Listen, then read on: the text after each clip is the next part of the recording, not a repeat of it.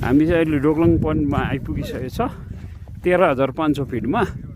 यो भ्यू पोइन्टबाट चाहिँ तपाईँको हेर्नुहुँदैछ चाइना देख्छ। अहिले फगी लागेर देखेन, भुटान देख्छ।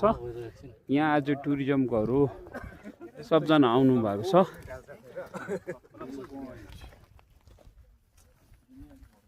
र एकदमै रोचक जग्गा छ यो, राम्रो छ।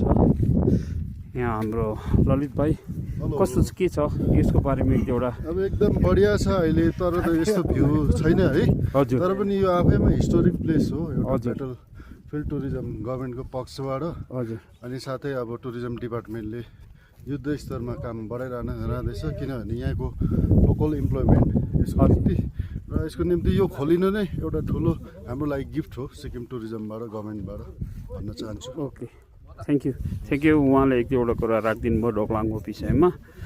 दुईवटा पोइन्ट छ, डोक्लाङ र छलम। तल छ छलम, यहाँ चाहिँ ब्याङ्करहरू छ। हेर्नुहोस् यहाँबाट चाहिँ फगी लागेको कारणले गर्दा चाहिँ देख्दैन, तर यहाँ भुटान पनि देख्दो रहेछ, चाइना पनि देख्छ, चाइनाको ब्याङ्करहरू देख्छ। एकदमै राम्रो छ।